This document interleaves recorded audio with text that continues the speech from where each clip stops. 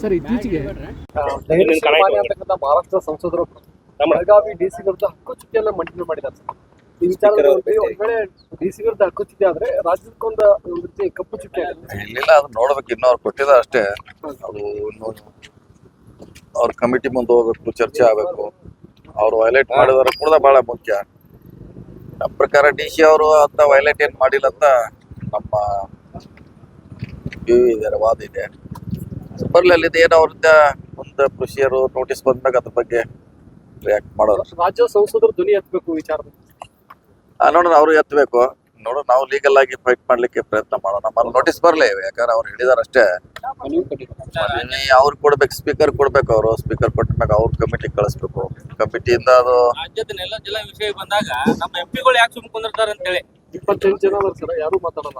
ಇಲ್ಲ, ನೋಡೋಣ ಅದು ಎಷ್ಟು ಮಟ್ಟಿಗೆ ಅವರು ನೋಟಿಸ್ ಕೊಟ್ಟಿದ್ದಾರೆ ಇಲ್ಲ ಅದು ಬಹಳ ಮುಖ್ಯ. ಕೊಟ್ಟಿದ್ರೆ ಮುಂದೆ ಪ್ರೊಸೀಜರ್ ಸ್ಟಾರ್ಟ್ ಆಗುತ್ತೆ.